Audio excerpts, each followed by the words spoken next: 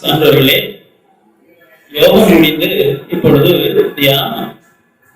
நான் ஆரம்பத்திலேயே சொன்னேன், வள்ளலாருடைய யோகம் தேகம் அழியாத யோகம்.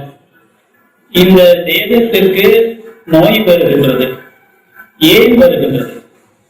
இந்த தேகத்திற்கு நரை திரை வருகின்றது, மூப்பு வருகின்றது. ஏன் வருகின்றது?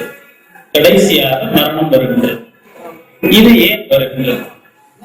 உலகில் இதுவரை தோன்றிய ஞானிகள் எல்லோரும் இவற்றிலிருந்து தப்பிக்கவில்லை. ஆத்மாவை தனியாக பிரித்து வைத்துக் கொண்டு முத்திநிலை பெற்றார்கள். இறைவனுடைய திருவடிகளில் ஆத்மாவை ஒடுக்கிக் கொண்டு பரமுத்தி நிலையை பெற்றார்கள். அதெல்லாம் சரிதான்.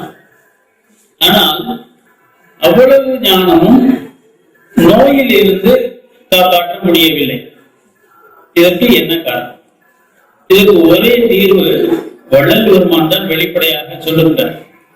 சித்தர்கள் ஏதோ ஒரு கல்லை பத்தி சொல்றாங்க, தண்டக்கல் சொல்லி ரகசியமா சித்தர்களுக்கு மட்டும்தான் தெரியும். அது பற்றி நமக்கு இப்பொழுது பேச்சு இல்லை. ஏன்னா வள்ளல் பெருமான் சொல்வது விஞ்ஞானம், எல்லாருக்குமானது. ஏதோ ஒரு சிலருக்கு மட்டும் சேர்ந்தது அல்ல, அந்த மாதிரி சொல்ல மாட்டாங்க. ஆக எல்லாருக்குமான ஒரு முறையை நோயிலிருந்து விடுபடுவதற்கு என்ன வழி என்று வள்ளல் பெருமான் நமக்கு அருட்பாவிலே சொல்லி இருக்கின்றார். அதை ஒரு படமாக நான் இங்கே வரைந்திருக்கின்றேன். சற்று உற்று பாருங்கள். காட்டு எல்லாரும் 3 பக்கத்து எல்லாரும் காட்டு. கொஞ்சம் கவனிச்சு மனசுல வச்சுக்கோங்க. என்ன அது பிளக்ஸ் எழுத முடியல. அடுத்த வகுப்புல பெரிதாக எழுதி காட்டுவோம்.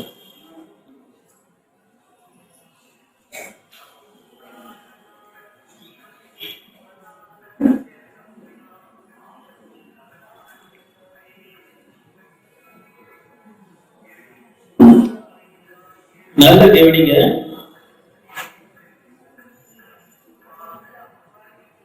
இந்த மனித தேகத்துல ஒரு கார்ல ஸ்கூட்டர்ல இருக்கிற மாதிரி 5 கியர் இருக்கு.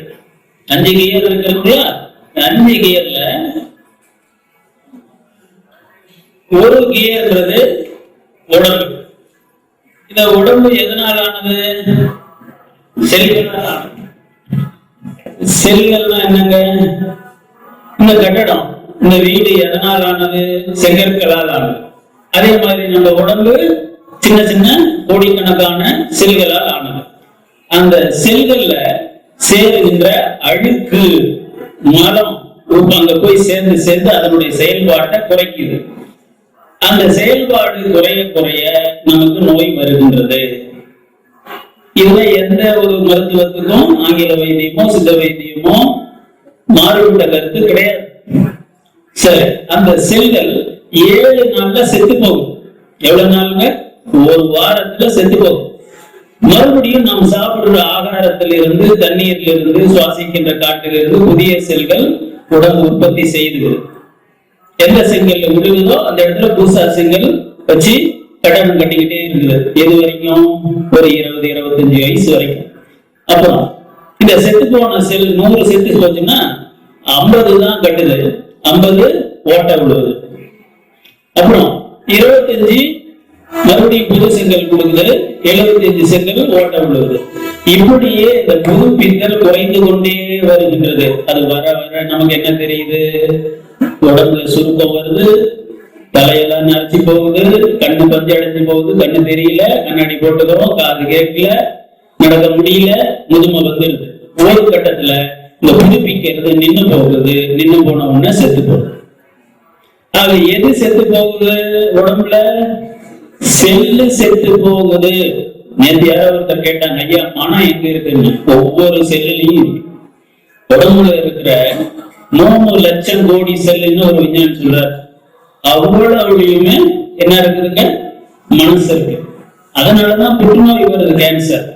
எந்த செல்லினுடைய மனம் கெட்டு போகின்றதோ, பக்கத்துல இருக்கிற செல்லுக்கு வர வேண்டிய உணவு, பக்கத்துல இருக்கிற செல்லுக்கு வர வேண்டிய ஆக்சிஜன், இந்த 2 தான் உயிர் வாழ்வதற்கான ஆதார சக்திகள்.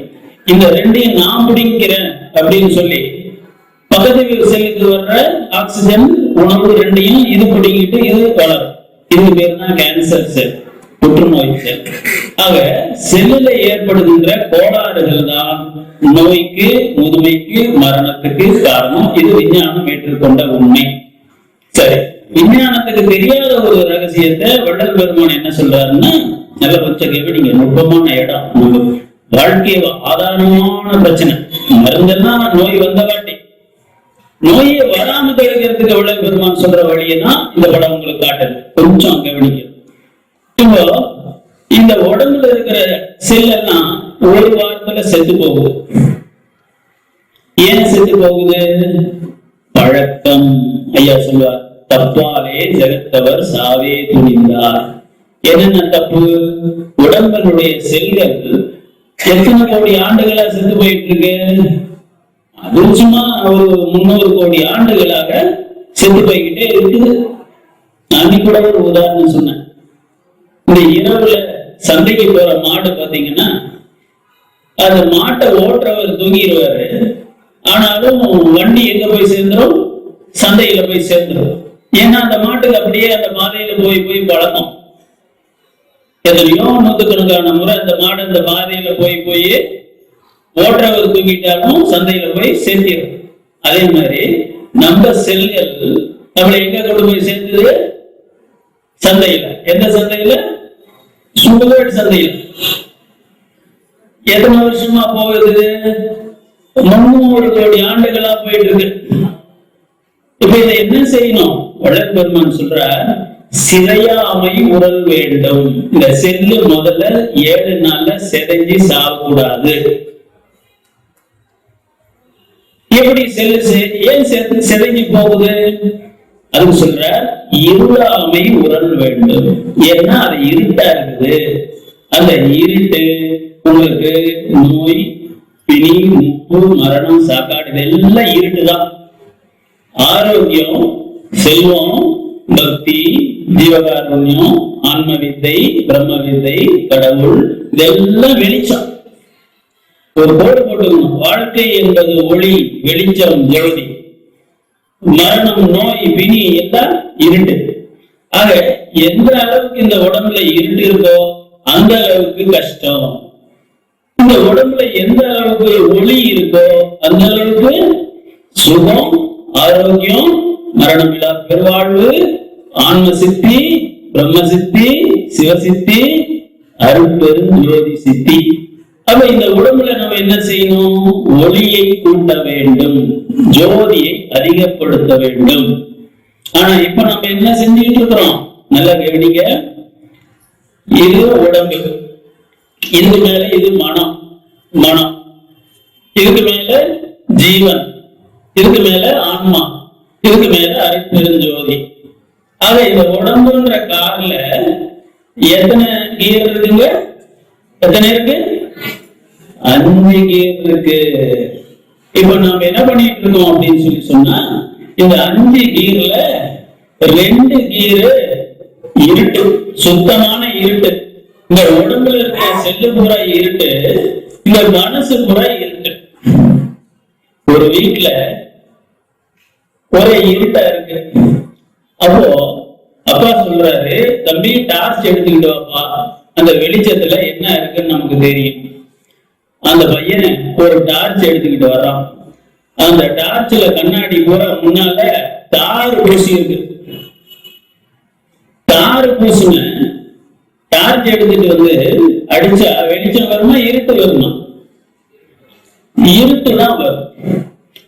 இந்த இருட்டடிக்கிற டார்ச்சை வச்சுக்கிட்டு அந்த வீட்டுல எப்படி நம்ம ஒளிமயமாக்குறது? இதுதான் ரகசியம். என்ன காரணம்னா, நம்ம உடல்ல இருக்கிற செல் ஏற்கனவே இருட்டு, இதுக்கு வெளிச்சம் காட்டுறேன்னு சொல்றது யாரு தெரியுங்களா? இன்னொரு இருட்டான மனசு. திருமணம் சொல்ற மாதிரி குருடம் குருடம் குருட்டாட்டம் ஆடி எங்க போய் விடுங்க? குழந்தைகள் வீடு. இதெல்லாம் ஞான மொழி. இந்த உடம்புல இருக்கிற செல்லு ஏற்கனவே இருட்டு, இதுக்கு நான் பாதையை காட்டுறேன், வழி காட்டுறேன்னு சொல்றது யாரு? மனசு. அதுவும் குருடு, அதுவும் இருட்டு. அப்ப என்ன ஆகும்? குருடனுக்கு வழி காட்டினா வழி தெரியுமா?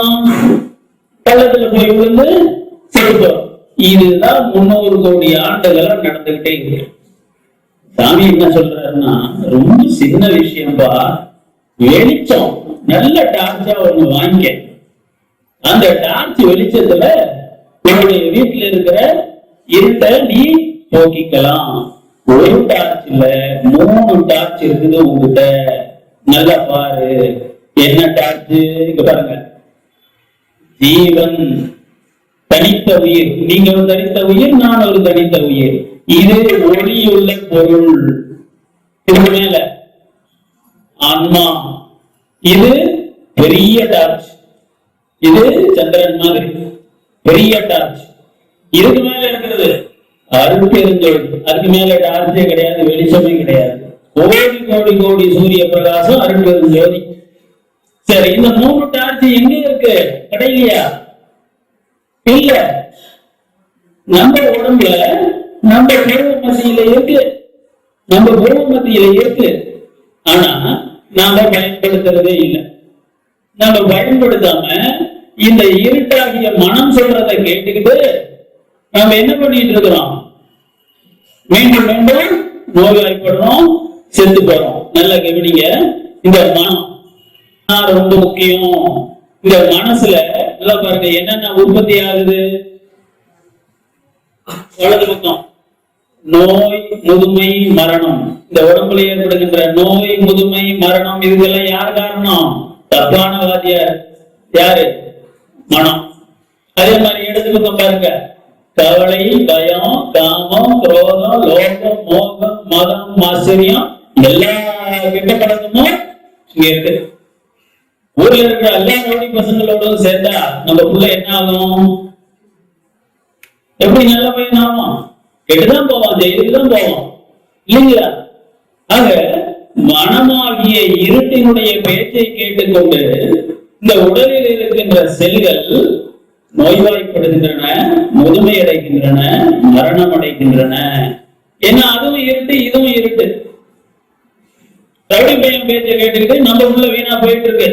அப்ப இந்த உடம்பை எப்படி காப்பாத்துறது? அப்போ ஒழுக்கமா இருக்கிற ஆசிரியர்கிட்ட கொண்டு போய் விடணும். அவர் யாரு? அவர் தான் ஜீவன். முதல்ல நம்முடைய உயிரை நாம் தெரிந்து கொள்ள வேண்டும். இந்த ஜீவன், இந்த ஜீவனை செயல்பாட்டுக்கு கொண்டு வரணும். ஜோதியுள் ஜோதியுள் ஜோதி, சுத்த ஜோதி, சிவஜோதி, அது அருட்பெருஞ்சோதி. அதுக்கு கீழே இருக்கிறது ஆன்ம ஜோதி, அதுக்கு கீழே இருக்கிறது ஜீவ ஜோதி. புரியுதுங்களா? இப்போ வள்ளல் பெருமான் சொல்றது என்ன? இறைவனுடைய அடியது முடியது. இது திருவண்ணாமலை புராணம். பிரம்மா சொன்னாராம், நான் தான் படைப்பு கடவுள், நான் படைக்கலன்னா நீ எப்படியா காப்பாத்துவ, அந்தால் எப்படியா அழிப்பாரு, ஆகவே நான் தான் பெரிய சாமின்னு. நீ படைச்ச அடுத்த வினாடியிலிருந்து காப்பாற்ற வேண்டியது நான் தானே. உனக்கு ஒரு நிமிஷத்து வேலை, எனக்கு ஆயுசு போற வேலை. இது திருமால், ஆகவே நான் தான் பெரியார். வந்துச்சா ஆணவம்? வந்துச்சா? இருட்டு, இருட்டு வந்தாலே, ஆணவம் வந்தாலே என்ன அர்த்தம்? மனசு வேலை செய்யுதுன்னு அர்த்தம். ஆணவம் எப்படி வேலை செய்யும்? மனசின் வழியாகத்தான். மனசு என்பது கள்ள நோட்டு, அது வழியாக வேலை செய்யும், இல்லைங்களா? அப்போ 2 பேராலையும் இறைவனுடைய அடிமுடி பார்க்க முடியல. ராமலிங்க சாமிக்கு ஒரு சந்தேகம் வந்துச்சு. இந்த மூவர்ல 2 பேரால பார்க்க முடியாத அடிமுடிய நான் எப்படி பார்க்கறது? அடிமுடி பார்க்கலன்னா ஞானம் வராது. போய் ஈஸ்வரன் கேட்கிறாரு. ஈஸ்வரன் என்ன பண்றாரு? தம்பி பார்ப்பா, திருஞான சம்பந்தர் இருக்காரு, அவரை போய் கேளுன்னா. திருஞான சம்பந்த சாமியை போய், குரு எனக்கு சொல்லிக் கொடுங்க, இறைவனுடைய அடிமுடி எங்க இருக்கு? நான் திருவண்ணாமலை பூரா தேடி பார்த்துட்டேன், எங்கேயும் கண்டுபிடிக்கல, முடியல. எங்க இருக்கு இறைவனுடைய அடியது, இறைவனுடைய முடியது? காலெது, தலை? திருஞான சம்பந்தி சாமி சொன்னாராம், தம்பி ராமலிங்கம், இறைவனுடைய அடி முடி என்பது உனக்குள் இருக்கின்றது. திருவண்ணாமலையில இல்ல, அது வெளியில குறியீடா சொன்னது. உனக்குள் இருக்கின்றது. உனக்குள்ளனா எங்க இருக்கு? நல்லா கவனிக்க, என்ன அருட்பாவை படிக்கன்னு சொல்றேன். வேற யாரும் வெளிப்படையா வெளிச்சமா சொல்லல. இல்ல சாமி என்ன சொல்றாரு தெரியுங்களா? உணர்த்தல் எந்த இடத்துல எது அடி எது முடி, எது ஆதி எது அந்தம் அப்படின்னா சாமி சொல்றாரு, உளவினில் அறிந்தால் மொழிய மற்ற அழக்கின் அளவினில் அருள்பெருந்தோர். தம்பி, நீ திருவண்ணாமலையில உலகம் பூரா பிரபஞ்சம் பூரா சுத்தினாலும் இறைவனுடைய அடிமொழியை காண முடியாது. இறைவன் எதனால் ஆனவன்? வெளிச்சத்தால் ஒளியால் ஆனவன். மனுஷன் இருட்டால் ஆனவன். இந்த பிரபஞ்சம் இருட்டால் ஆனது. ஆனால் இறைவனை பொறுத்தவரை எல்லாமே என்ன? வெளிச்சம்தான், ஒளிதான், ஜோதிதான். அப்போ இந்த 3 ஜோதியில ஜீவஜோதி, ஆன்மஜோதி, அருட்பெருஞ்சோதி, இந்த 3 ஜோதியில இறைவனுடைய திருவடிகள் எது? ஜீவஜோதி, நம்முடைய தனித்த உயிர். இறைவனுடைய நடுபாகம் எது? ஆன்மஜோதி. இறைவனுடைய திருமுடியது அருட்பெருஞ்சோதி. இப்ப புரியுதுங்களா? வெளிப்படையா நாம கோயில்ல போய் நான் லட்ச ரூபாய் செலவு பண்ணி பூஜை பண்ண அப்படின்னு சொன்னா என்ன அர்த்தம்? இறைவன் எங்கே இருக்கின்றான்? இறைவனுடைய திருவடி எங்கே இருக்கின்றது? உங்களுடைய ஜீவன் தான் இறைவனுடைய திருவடி. அந்த திருவடியை நீங்கள் பற்றி கொள்ள வேண்டும். இதுதான் ரகசியம். அப்போ இந்த ஜீவனுடைய ஒளி எங்க வரணும்? இதுவரை வந்த ஞானிகள்லாம் என்ன பண்ணாங்கன்னா அந்த ஜீவனை கடந்து ஆத்மாவில போய் ஒடுக்கிட்டாங்க. அப்படி இல்லைன்னா அருட்பெருஞ்சோதியில போய் ஒடுக்கிட்டாங்க. மேலே போய் ஒடுங்குவதோடு நின்று விடக் கூடாது. வீட்டை விட்டு வெளியில போயிட்டா வீடு எப்படிங்க வெளிச்சம் அடையும்? வெளியில போய் டார்ச் எடுத்துட்டு வரணும், சந்திர ஒளியை காட்டணும், சூரிய ஒளியை காட்டணும், ஜன்னலை திறந்து வைக்கணும், கதவை திறந்து வைக்கணும். அப்பதான் வீடே வெளிச்சமாகும் இல்லையா? இதுவரைக்கும் வந்த ஞானிகள் என்ன பண்ணாங்க?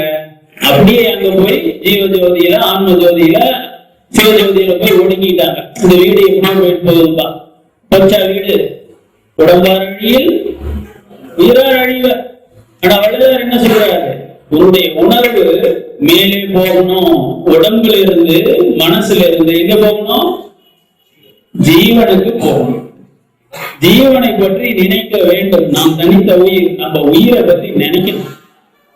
அந்த உயிரை செயல்பாட்டுக்கு கொண்டு வர வேண்டும். செயல்பாட்டுக்கு எப்படி கொண்டு வர்றது? அதுதான் ஜீவகாரணி பண்ண சொல்றாரு. எல்லா யோகங்களும் அடயோகம். இப்ப நீங்க பண்ணது கூட அடயோகம், உடம்பு பத்தியது, உடம்பை சுத்தம் பண்ணிக்கிறது. அது எங்க ஆரம்பமாகுது? உடம்புல. அஷ்டாங்க யோகம் எங்க ஆரம்பமாகுது? மனசுல. எல்லா யோகங்களும் எங்கே ஆரம்பிக்கின்றன? இருளாகிய உடம்பில், இருளாகிய மனதில். வள்ளலாருடைய யோகம் எங்க ஆரம்பிக்குது? ஜோதி, வெளிச்சத்துல, ஜீவகாருண்யத்துல, உயிர்ல ஆரம்பிக்குது. அந்த ஜீவகாருண்யம் செய்கின்ற பொழுது நம்மளுடைய உயிர் வெளிச்சம் எங்க வருதுங்க? வெளியில வருது. அந்த வெளியில வருகின்ற பொழுது இந்த மனம் என்ன ஆகுது? மனம் வெளிச்சம் அடைகின்றது முதல் முறையாக. உடலில் இருக்கின்ற செல்கள் வெளிச்சம் பெறுகின்றன முதல் முறையாக. அதுதான் ஜீவகாருண்யம். இப்ப 1 நிமிஷம் நம்ம தியானம் பண்றோம். என்னன்னா, உங்களுக்கு தெரிஞ்ச வேற்று ஜாதி மனிதரை அல்லது வேறு சமயத்து மனிதரை அல்லது வேற்று நாட்டில் இருக்கின்ற ஒரு மனிதரை, அது கூட இல்லைன்னா யாரை நீங்க விரோதின்னு நினைக்கிறீங்களோ அவரை வாழ்த்துங்கள். கண்ண முடிக்கோங்க. இது பயிற்சி வகுப்பு. நிமிர்ந்து உட்கார்ந்துக்கோங்க. அந்நிய மதம், அந்நிய சமயம், அந்நிய ஜாதி, நமக்கு பிடிக்காத பகைவர்னு நாம நினைக்கிற ஒருத்தர், மாமியார் மருமகளா இருக்கலாம், மருமகளுக்கு மாமியாரா இருக்கலாம், யாரா இருந்தாலும் சரி, அவர்கள் வாழ வேண்டும். அம்மா நீ நல்லா வாழு, 100 ஆண்டு வாழ், எல்லா வளமும் நலமும் பெற்று வாழ்க என்று வாழ்த்துங்கள். அதே மாதிரி, அப்பா இவ்வளவு நாள் நீ என் கூட பகையா இருந்த, பரவாயில்லை, நீ நல்லபடியா இரு. வெறுப்பது மிருக இயல்பு, வாழ்த்துவது சத்துவ குணம் கொண்ட ஞானிகளின் இயல்பு. நான் ஞானத்தை நோக்கி போகின்றேன், உன்னிடம் சண்டை போடுவதற்கு எனக்கு நேரம் இல்லை, சக்தி இல்லை, ஆகவே நீ வாழ்க என்று வாழ்த்துங்கள். அப்பொழுது ஜீவன் வெளிப்படும். அந்த ஜீவ ஒளி உங்களுடைய மனமாகிய இருட்டை நீக்கும், உங்களுடைய உடலில் உள்ள செல்களில் உள்ள இருட்டை நீக்கும். உங்க நன்மைக்காக, சுயநலத்திற்காக ஜீவகாருண்யம் செய்யுங்கள். மனசுல வாழ்த்துங்க.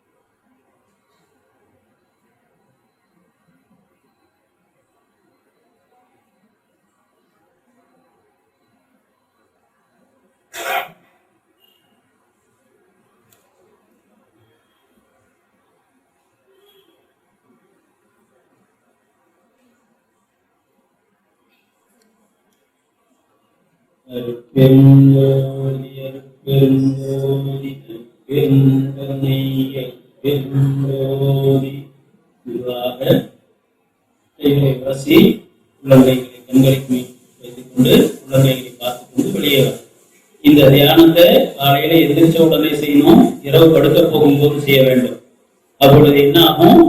ஜீவன் ஒளி வெளிப்படும். அதே போல ஜீவகாருண்யம் பண்ணணும். அன்னதானத்துக்கு உங்களுடைய வருமானத்துல குறைஞ்சது 1% அன்னதானம் செய்யும். அன்னதானம் செய்யறதுன்றது சடங்கு மாதிரி செய்யறது இல்ல, சடங்கு மாதிரி செய்யறது இல்ல. நல்லா தெரிஞ்சீங்க, ஜீவகாருண்யம் என்பது தயவு உணர்வு. சொல்லுங்க, ஜீவகாருண்யம் என்பது தயவு உணர்வு. ஜீவகாருண்யம் என்பது தயவு உணர்வு. ஜீவகாருண்யம் என்பது தயவு உணர்வு. ஒரு நாளைக்கு 1 மணி நேரத்துக்கு ஒரு தடவை யோசனை பண்ணி பாருங்க. இப்ப என்னுடைய மனம் தயவில் இருக்கின்றதா? ஒவ்வொரு மணி நேரத்திற்கும் ஒரு முறை நம்மளை கேட்டுக்கணும். பயிற்சி அதிகமானா 1/2 மணி நேரத்துக்கு ஒரு தடவை கேட்கணும், அப்புறம் 1/4 மணி நேரத்துக்கு ஒரு தடவை கேட்கணும், அப்புறம் எப்பவும் கேட்கணும். நமக்கு நாமே கேட்டுக்கொள்ள வேண்டிய கேள்வி என்ன? இப்பொழுது சொல்லுங்க, என் மனம் தயவில் இருக்கின்றதா? அதுதான். தயவுல இருந்தா ஜீவஜோதி வெளிப்படும். உங்க மனச வெளிச்சமாக்கும், உடல் உள்ள செல்களை வெளிச்சமாக்கும். உங்களுக்கு நோய் வராது, புதுமை வராது, மரணம் வராது. மனசு தயவுல இல்ல, சத் சங்கத்துக்கு வரும்போது மட்டும்தான் இத பத்தியே நினைக்கிறோம். மற்ற நேரம் பூரா வெறுப்பத்தான் காட்டுறோம்னா கண்டிப்பா நோய் வாய்ப்படுவீர்கள், வறுமை வரும், எல்லா கஷ்டமும் வரும். ஆக ஜீவ ஜோதியை வெளிப்படுத்துவதற்கு என்ன வழி? எப்பொழுதும் தயவு உணர்விலேயே இருக்க வேண்டும். நீங்க சபையில பார்க்கலாம், பெரும்பாலும் என்ன செய்வாங்கன்னா, ஒரு கட்டத்துல சலிப்பு வரும், போர் அடிக்கும். அப்போ தட்டத்தை தூக்கி வீசுவாங்க, அல்ல போங்க சொல்லாம் ஆகி போச்சு அப்படின்னு கத்துவாங்க. அப்போ அது ஜீவகாருண்யம் வராது. அது மனசுல இருந்து வர எண்ணம், மனசினுடைய செயல்பாடு. ஜீவகாருண்யம் என்பது அறிந்து பேசாது. சத்தம் போட்டு பேசினாலே எங்க ஜீவகாருண்யம் இல்ல, தயவு இல்லைன்னு அர்த்தம். புரியுதுங்களா? ஆக தயவோடு எப்பவும் இருக்கணும், எப்பவும் பேசணும், எப்பவும் செயல்படணும். அப்பொழுது இந்த ஜீவ ஒளி நம்முடைய மனசு என்கின்ற இருட்டை வெளிச்சமாக்கும். அப்பொழுது மனம் அசுத்த மனம் சுத்த மனமாக மாறும். அப்பொழுது மனநோய்களே வராது. டெய்லி போய் பாருங்க அந்த பக்கம். ஒரு வினாடி கோபம். காதலிச்சு கல்யாணம் பண்ண மனைவிய பலார்னு அரைஞ்சாதான் தொட்டில பட்டுருச்சு, உயிர் வச்சு ஆயுள் கைதியா இருக்கிற. ஒரு வினாடி என்னுடைய கோபம் என் வாழ்க்கையே சிதைச்சது. எதனால? அந்த ஜீவ ஒளி மனம் என்கின்ற இருட்டை அழிக்கவில்லை. மனசு அப்படி இருட்டாவே இருக்குது. அந்த இருட்டு சொல்ற மனசு சொல்ற பேச்சை கேட்டுக்கிட்டு இந்த உடம்புல இருக்கிற செல்லெல்லாம் வீணா போகுது.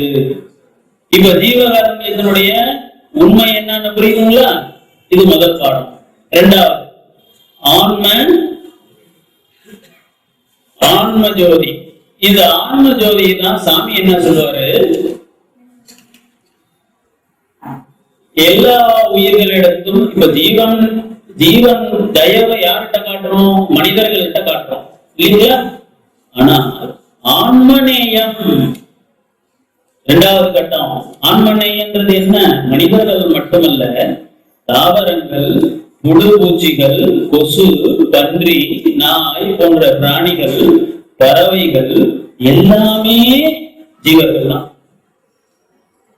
அந்த காலத்துல இப்ப யாரும் செய்யற மாதிரி எனக்கு தெரியல. சாப்பிடுறதுக்கு முன்னால எங்க அம்மா என்ன செய்வாங்க, ஒரு பிடி சோறை எடுத்துக்கிட்டு வந்து காக்காய்க்கு வைப்பாங்க. காக்கா கான்னு கத்தி கூப்பிட்டு அதுக்கு காக்காய்க்கு சோறை வைப்பாங்க. நாங்கெல்லாம் கேள்வி பண்ணுவோம், எங்க அம்மா பாடுற காக்கா ஆயிடுச்சுறான், காக்கான்னு கத்துறதுல சின்ன பசங்க கேள்வி பண்ணோம், புரியாம பேசுனது. எதுக்காக? நம்ம பெரியவங்க எப்படி வச்சிருக்கிறாங்க, வீட்டுல ஒரு துளசி செடி இருக்கும், தாவரத்துக்கு காலையில எந்திரிச்ச உடனே தண்ணி ஊத்துவாங்க. சாப்பிடுறதுக்கு முன்னால அந்த காக்காய்க்கு ஒரு கைப்பிடி வைப்பாங்க. தெரு முனையில பாத்தீங்கன்னா ஒரு தண்ணி தொட்டி இருக்கும். ஆடு மாடு சாமான் என்ன பண்ணும், அது இருக்க வேண்டிய இடம் காடு, அது எங்கேயா ஓட பக்கத்துல தண்ணி குடிச்சிட்டு இருக்கோம்.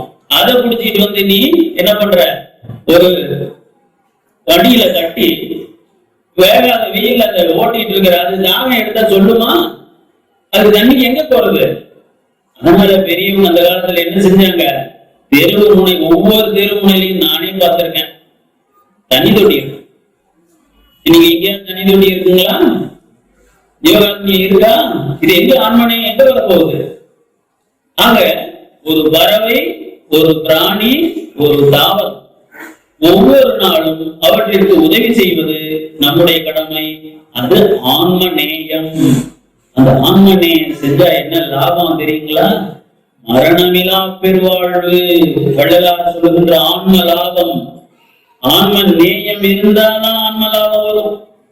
ஆன்ம நேயமே இல்லையே, எனக்கு மட்டும் கோடிக்கணக்கான வருஷம் ஆயுசு வேணும், அப்ப மற்ற உயிர்கள் எல்லாம் சொல்லுங்க. அதனாலதான் பெருமான் என்ன சொல்றாரு, ஒரு தாவரமாக இருந்தாலும், ஒரு பறவையாக இருந்தாலும், பிராணியாக இருந்தாலும் எல்லாம் ஜீவர்களே. அதுல நம்ம அப்பன் பாட்டேன் யார் வேணா இருக்கலாம், தெரியாது. எப்படி தெரியும்? ஏதாவது பாவம் பண்ணி இருந்தாங்கன்னா ஆடா மாடா பிறந்திருப்பாங்க, இல்லைன்னா ஒரு மரமா செடியா கொடியா பிறந்திருப்பாங்க இல்லைங்களா? அப்போ ஆன்மநேயம் என்பது எல்லா ஜீவர்களையும் தன்னை போல் கருதுவது. இது இரண்டாவது ஒளி. இது ஆன்ம ஒளி. இந்த ஆன்ம ஒளி வெளியே வர வர, நடைமுறைக்கு வர வர என்ன கிடைக்கும்? நிச்சயமா நீங்க ஒரு சித்தனாவீங்க. மரணம் தள்ளி போடப்படும்.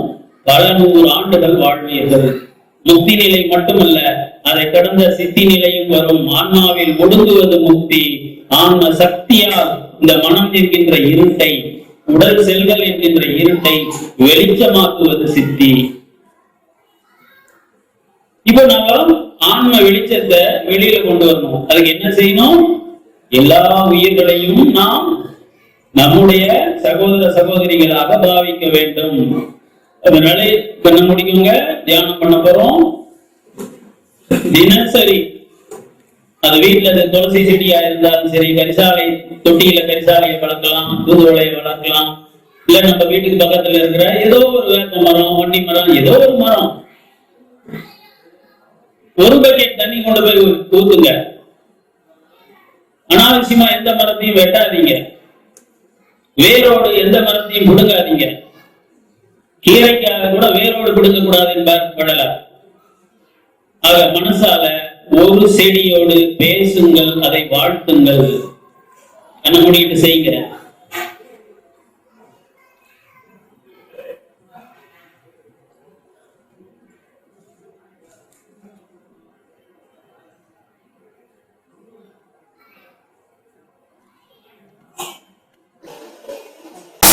ஒரு காக்காய்க்கு உணவு கொடுக்கிற மாதிரி, ஒரு புறாவுக்கு உணவு கொடுக்கிற மாதிரி ஒரு நாய்க்கு 2 பிஸ்கட் போடுற மாதிரி என்ன பண்ணுங்க, நடைமுறையில நாளையில இருந்து செய்யுங்க. அமாவாசை அன்னைக்கு மட்டும் கீரையை கொடுப்பாங்க பசுமாட்டுக்கு. அதுபோல ஏதோ ஒரு விஷயம், ஒரு பிராணிக்கு, ஒரு பறவைக்கு உங்க கையால உணவோ தண்ணீரோ கொடுக்கின்ற பழக்கத்துக்கு வாங்க.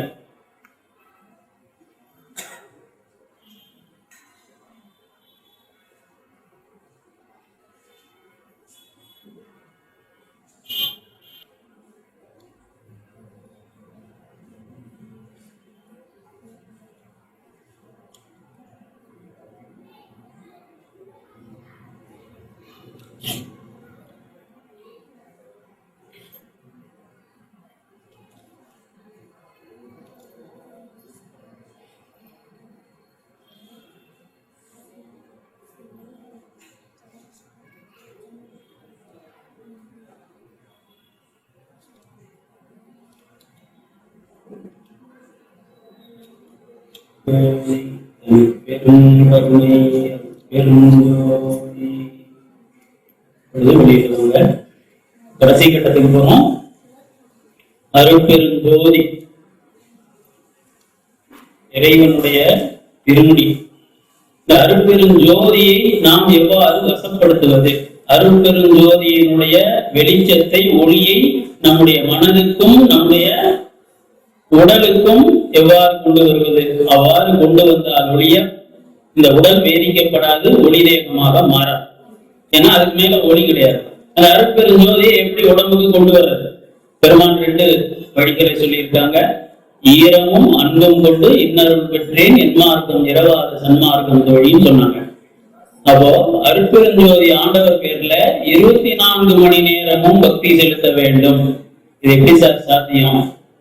வெளியில போய் 4 பேரை பார்த்து வேலை செய்யணுங்களே, அதுவே சாத்தியம். எப்படின்னு பெருமான் சொல்றாரு பாருங்க. எப்படின்னா, உருவமத்திக்குள்ளே அருட்பெருஞ்சோதியை காலையில 4 மணிக்கு எந்திரிச்சு தியானம் பண்ணணும். எவ்வளவு நேரம் வேணாலும் பண்ணுங்க. இரவு படுக்க போறதுக்கு முன்னால உருவமத்திக்குள்ள அருட்பெருஞ்சோதி ஆண்டவரை நினைச்சு தியானம் பண்ணுங்க. எவ்வளவு அதிக நேரம் பண்றீங்களோ அந்த அளவுக்கு நல்லது. மற்றபடி பகல்ல வெளியில போகின்ற பொழுது ஒவ்வொரு மனிதரையும், இவர் டாக்டர், இவர் பெயர் குமார், இவர் என்னுடைய நண்பர், இவர் சன்மார்க்கி, இந்த எந்த பேதமும் வேண்டாம். அவர் யார்? அருட்பெருஞ்சோதி. பக்கத்துல இருக்கிற தம்பி மணிமாறன் யார்? அருட்பெருஞ்சோதி. பின்னால இருக்கிற முருகேசன் யார்? அருட்பெருஞ்சோதி. உட்கார்ந்து இருக்கிற பெண் குழந்தை யார்? அருட்பெருஞ்சோதி. என்று ஒவ்வொரு உயிரையும் அருட்பெருஞ்சோதியாக பார்த்து வணக்கம் செய்வது, இறைவனுக்கு படைப்பதை போல் அவர்களுக்கு நாம் உணவு கொடுப்பது, உதவி செய்வது. இது கொஞ்சம் கஷ்டம், நமக்கு வழக்கம் இல்லை. இருந்தாலும் வள்ளல் பெருமான் இந்த வழியை நமக்கு காட்டி இருக்கின்றார். ஆக குருமத்திக்குள்ளே அருட்பெருஞ்சோதி ஆண்டவரை நினைத்து ஸ்தோத்திரம் செய்ய வேண்டும். நினைந்து நினைந்து உணர்ந்து உணர்ந்து நெகிழ்ந்து நெகிழ்ந்து அன்பே நிறைந்து நிறைந்து ஊற்றெழும் கண்ணீர் அதனால் உடம்பு நனைந்து நனைந்து என்ன சொல்லணும்? அருளமுதே நன்னிதியே ஞான நடத்தரசே என்னுரிமை நாயகனே என்று வணைந்து வணைந்து ஏத்துதும் நாமம் தம்மின் உலகேலீர். அப்பதான் அருட்பெருஞ்சோதி இந்த மனசுக்கும் உடம்புக்கும் இறங்கும், இந்த இருட்டை நீக்கும், வேதித்து ஒளிமயமாக ஆக்கும். அப்பொழுது ஒவ்வொரு ஜீவனையும் யாராக பார்க்க வேண்டும்? அருட்பெருஞ்சோதியாக பார்க்க. சன்மார்க்கத்துல ஒரு மரபு. நம்ம சபையில இருக்கிற நம்ம தம்பிங்களை சின்ன சரவணனோ முருகேசனோ அல்லது ஸ்ரீதரோ ஒருத்தர் பார்த்துக்கிட்டா என்ன கேட்பாங்க? போன்ல கூட ஜோதி வணக்கம், எப்படி இருக்கீங்க? பேர் சொல்ல மாட்டாங்க, ஜோதி வணக்கம். அவர்களை ஜோதியாக காண்கின்ற பழக்கம் ஏற்கனவே இருக்கு, நடைமுறையில இருக்கு. ஆனா எல்லாருக்கும் போய் சேரல. அந்த வழக்கத்தை கொண்டு வரணும். ஐயப்ப சாமி இன்னொரு ஐயப்ப சாமியை பாக்குறார், அவர் பேரை சொல்றாரா? சாமியை சரணம் தானே சொல்றாங்க. நல்ல பழக்கம். நான் சமயம் சார்ந்து பேசுறேன்னு யாரும் நினைக்க கூடாது. எங்கே நல்லது இருந்தாலும் அதை கத்துக்கணும். ஆக ஜோதி வணக்கம் சொல்லணும். ஒவ்வொருவரையும் அருட்பெரும் ஜோதியாக காண வேண்டும். உண்மை அதுதானே. அந்த உடம்பை இயக்கிறது ஒரு உயிர், அந்த உயிரை இயக்குவது அருட்பெரும் ஜோதி தானே. ஆக குரு மத்தியிலே அருட்பெரும் ஜோதியை நினைத்து ஸ்தோத்திரம் பாட வேண்டும், வணங்க வேண்டும், கண்ணீர் விட வேண்டும். அருட்பெரும் ஜோதி ஆண்டவரே, எப்பொழுது நீங்கள் எனக்கு நிரந்தரமாக என்னுடன் உள்ளே இருந்து வெளிச்சம் காட்டப் போகின்றீர்கள், எப்பொழுது என் உடலை வேதித்து அருட்பெருஞ்சோதி ஆக்கப் போகின்றீர்கள் என்று கேட்டு கதறி கதறி அழ வேண்டும். ஒவ்வொரு ஜீவனையும் அருட்பெருஞ்சோதியாக பார்க்க வேண்டும். இந்த 2 பயிற்சிகள் தான் உங்களுக்கு முடிவான பலன்களை தரும். இதை நல்லா தெரிஞ்சுக்கணும். நிமிர்ந்து உட்கார்ந்து கொள்ளுங்கள். இந்த பயிற்சி 2 பயிற்சி குருமதிக்குள்ளார அருட்பெருஞ்சோதியை பாருங்க.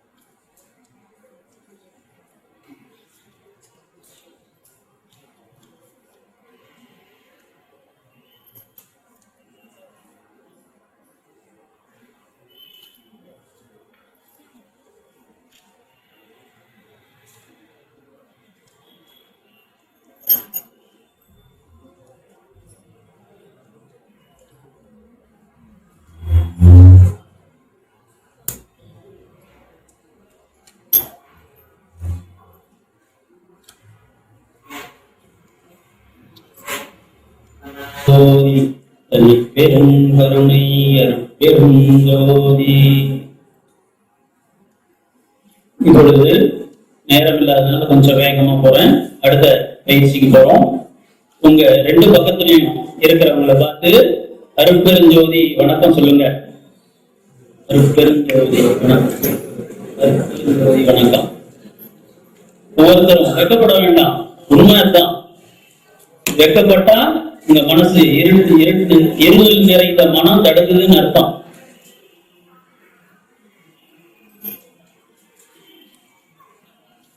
இந்த பயிற்சி வரணும். பார்க்கின்ற பொழுது அருட்பெருஞ்சோதியாக பார்க்கின்ற பயிற்சி வர வேண்டும். இப்போ சுத்தன்மார்க்கத்துக்கே உரிய பலன்கள், கிரியேட்டிவ் விசுவலைசேஷன், இதான் முக்கியம். இந்த 3 பயிற்சிகள் முடிஞ்ச பிறகு 4வது பயிற்சியா என்ன பார்க்கணும் தெரியுங்களா? நல்லா கவனிங்க, அப்புறம் எழுதலாம். உங்க கோரிக்கைகள்லாம் நிறைவேற்றத்துக்காக தான் ஆண்டவர் இன்னும் இருக்கார். அதுவே நிச்சயம் நிறைவேற்றுவார். கொஞ்சம் கவனிங்க. இப்ப என்ன பண்றோம்னா, அந்த ஜீவ ஒளி மனதில் இறங்குகின்றது, உடலில் இறங்குகின்றது, மனமும் உடலும் ஒளிமயமாக மாறுகின்றது. இந்த விஷுவலைசேஷன், இந்த கற்பனை, இந்த தியானம் இருக்கு பாத்தீங்களா, இதுதான் உங்களுக்கு நோயை தீர்க்கும். அதை இப்ப நிமிர்ந்து உட்கார்ந்துக்கிட்டு கண்ணை மூடிக்கோங்க. உங்க பூர்வ மத்தியிலே இருக்கின்ற ஜீவன், அதற்கு கீழே இருக்கின்ற இரும்பு சுவர், பெரிய இரும்பு சுவர் மாதிரி இருக்க அந்த மனம், அதை கரைத்து அப்படியே ஒளிமயமாக மாற்றுகின்றது.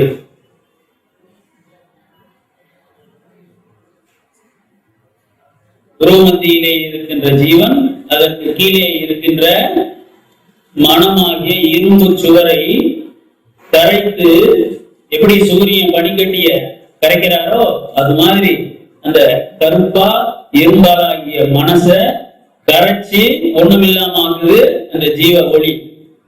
உங்க உடம்புல இருக்கிற எல்லா செல்களும் ஒளிமயமாக மாறுகின்றன. இந்த தியானம் தான் முக்கியம். இந்த தியானத்தை தான் யாரும் சொல்லி தரல. இது வரைக்கும் அந்த மார்க்கத்துல எந்த யோகத்திலையும் யாரும் சொல்லி தரல. வள்ளலார் சொல்லி தருகின்ற பயிற்சி இதுதான். இதுதான் முக்கியமான தியானம். உணர்வு மேலே போவது மற்ற மார்க்கங்கள். போன ஒளி திரும்ப வரணும், வந்து மனசையும் உடலில் இருக்கிற செல்களையும் ஒளிமயமாக மாற்ற வேண்டும்.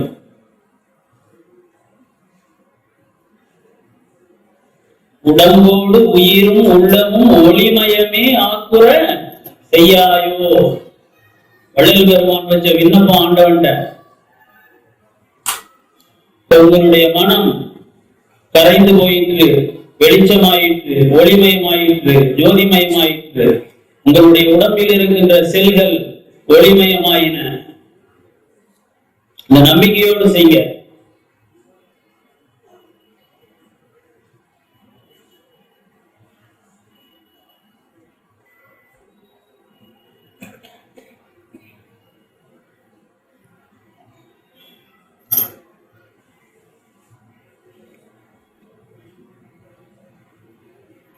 இதுக்கு பேர் தான் படியாத படிப்பு. நம்முடைய உடலை, நம்முடைய மனதை நாமே சிருஷ்டித்துக் கொள்ளும் படியாத படிப்பு இதுதான். எந்த யூனிவர்சிட்டியும் சொல்லி தர மாட்டாங்க, எந்த யோகா பள்ளிக்கூடத்திலையும் சொல்லி தர மாட்டாங்க, எந்த தியானத்திலையும் இதெல்லாம் சொல்லி தர மாட்டாங்க.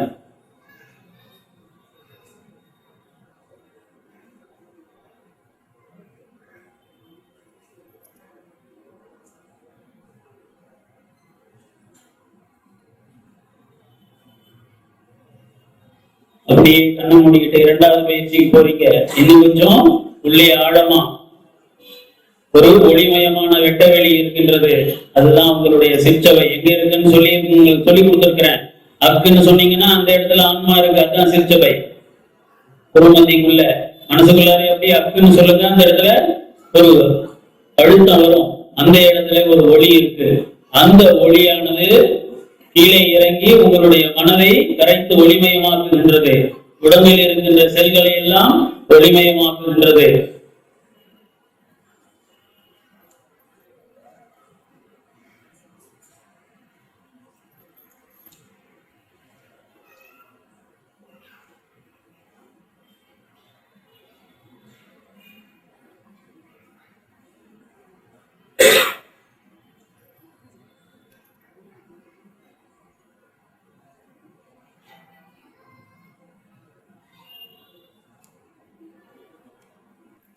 உங்களுடைய ஆன்மாவை மேலும் ஒளிமயமாக்குகின்றது. உங்களுடைய ஜீவனை மேலும் ஒளிமயமாக்குகின்றது. உங்களுடைய மனதை ஒளிமயமாக்குகின்றது. இந்த உடலில் இருக்கின்ற 3 லட்சம் கோடி செல்களையும் அருட்பெரும் ஜோதியாக மாற்றுகின்றது. ஞான ஒளி தேகமாக நீங்கள் மாற்றம் பெறுகின்றீர்கள். இந்த காட்சியை மனக்கண் முன் கொண்டு வாருங்கள். உச்சந்தலையிலிருந்து அமிர்தம் அப்படியே கொட்டுது, அருட்பெரும் ஜோதியாக கொட்டுது. அதுவே அருளமுதம், அதுவே அருட்பெரும் ஜோதி. அதற்கு மேல ஒரு பொருள் உலகத்துல இல்ல. அப்படியே உடம்பெல்லாம் இனிக்குது. எந்த தேவாமிர்தமோ அதுக்கு இணையாகாது.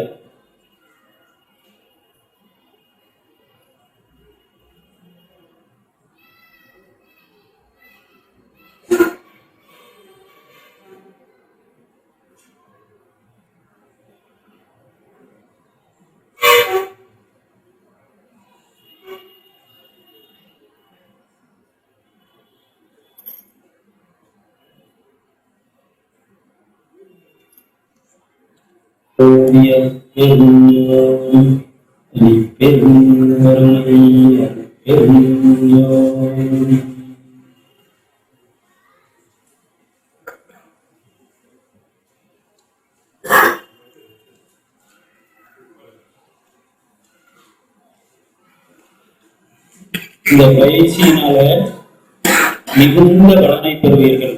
உடலில் நோய் இருக்காது, வாழ்க்கையில் துன்பம் இருக்காது, எப்பொழுதும் இன்பமே இருக்கும்.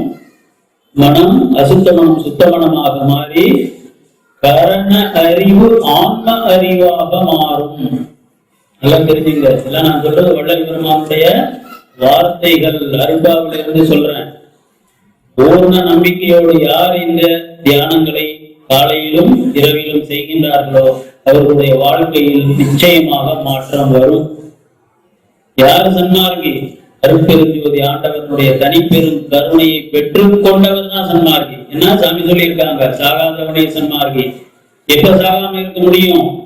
உடல் முழுதும் அருட்பெருஞ்சோதியாக மாறுகின்ற பொழுதுதான். அதுக்கு இதை விட சிறந்த தியானம் கிடையாது. நோய்களை தீர்ப்பதற்கு இந்த தியானம் முக்கியமான கருவி. நம்முடைய வாழ்க்கையில் இருக்கின்ற பிரச்சனைகளை தீர்ப்பதற்கு மனம்தான் எல்லா பிரச்சனையும் உற்பத்தி பண்ணுது. அந்த மனசை முதல்ல ஒளிமயமாக்குவதற்கு இந்த தியானம் உங்களுக்கு உதவி செய்யும். இது ரொம்ப இலவசமா கொடுத்ததுனால இதுக்கு மரியாதை இல்லைன்னு நினைக்காதீங்க. இதனுடைய பலனை ஒரு மாசம் செய்து பாருங்க. அடுத்த வகுப்புல நீங்களே வந்து சொல்லுவீங்க. அவ்வளவு பலன் இதுல இருக்கு. நம்பிக்கையோடு செய்யுங்கள். எல்லாம் வல்ல அருட்பெருஞ்சோதி ஆண்டவரும் அவருடைய திருவருளும் வள்ளல் பெருமானுடைய குருவருளும் எப்பொழுதும் உங்களுக்கு துணையாக இருக்கும். எல்லா வளமும் நலமும் பெற்று பெருவாழ்வு வாழ்வீர்கள். இத வள்ளல் பெருமான் சார்பாக நான் உங்களுக்கு சொல்லிக்கொள்ள ஆசைப்படுகிறேன். அருட்பெருஞ்சோதி அருட்பெருஞ்சோதி தனிப்பெருங்கருணை அருட்பெருஞ்சோதி. இப்பொழுது இறை வழிபாடுதான் இன்றைய சத்சங்கம் முடிவடைகின்றது. இந்த தியானத்தினுடைய தொடர்ச்சி அடுத்த மாதம். இந்த தியானத்துக்கு பெயர் சுத்த தேகம் ஆவது எப்படி, உடல் மாற்றம் பெறுவது எப்படி என்பது இந்த தியானம். மாற்றி பிறக்கும் வகையறியேனேன்னு சித்தர்கள் சொல்லுவாங்க. சொல்லிட்டு ரகசியமா நிறுத்திடுவாங்க. ஆனா சொல்லி தர மாட்டாங்க. வள்ளல் பெருமான் இதையெல்லாம் வெளிப்படையா சொல்றார். உங்களுடைய கோரிக்கைகளை எல்லாம் இங்கே கொண்டு வந்து வைக்கலாம். திருமணம் செய்து கொள்ளாமல் இருந்தால் இப்பொழுது திருமணத்திற்கு ஒப்புதல் தெரிவித்திருக்கின்றார். ஆகவே அவரும் அவருடைய துணைவியாரும் பல்லாண்டு வாழ்ந்து நன்மக்களை பெற்று சன்மார்க்கத்திற்கு புதிய உறுப்பினர்களை சேர்க்க வேண்டும் என்று எல்லாம் உள்ள அருட்பெருஞ்சோதி ஆண்டவரின் திருவருடையும் வள்ளல் பெருமானுடைய குருவருடையும் பிரார்த்தனை செய்வோமாக. அவருடைய செல்ல பிள்ளையாகிய திருவருட்பிரகாச வள்ளல் பெருமானை உங்களுடைய பொன்னார் திருவடிகளுக்கு வந்தனம் வந்தனம் வந்தனம். ஐயா, கிடைத்தற்கரிய மனித வாழ்க்கையை பெற்று கிடைத்தற்கரிய மனித தேகத்தை பெற்று ஆன்மலாபம் அடைய முடியாமல் நாங்கள் செய்த கர்ம பலன்கள் நோய்களாகவும் துன்பங்களாகவும் துயரங்களாகவும் எங்களை பீடித்து வருகின்றன. ஐயா, உங்களுடைய எல்லையற்ற கருணையா இங்கே வந்திருக்கின்ற உங்களுடைய குழந்தைகளின் நல்ல விண்ணப்பங்கள் அனைவற்றையும் ஏற்றுக்கொண்டு வரவழைத்து தீர்த்து கொடுக்க வேண்டும். ஐயா, உங்கள் பொன்னார் திருவடிகளே போற்றி போற்றி போற்றி. அருட்பெருஞ்சோதி அருட்பெருஞ்சோதி தனிப்பெருங்கருணை அருட்பெருஞ்சோதி. எல்லா உயிர்களும் இன்புற்று வாழ்க, வள்ளல் மலரடி வாழ்க வாழ்க. இப்பொழுது ஜோதி வழிபாட்டுடன் இன்றைய சத்சங்கம் நிறைவடைகின்றது. அடுத்த மாதம் 23ஆம் தேதி இதே இடத்தில் சத்சங்கம் தொடர்ச்சியாக நடைபெறும். இந்த தியானத்தினுடைய அடுத்த பகுதி அடுத்த வகுப்பிலே கற்றுத்தரப்படும் என்று உங்களுக்கு தெரிவித்துக் கொள்கிறேன்.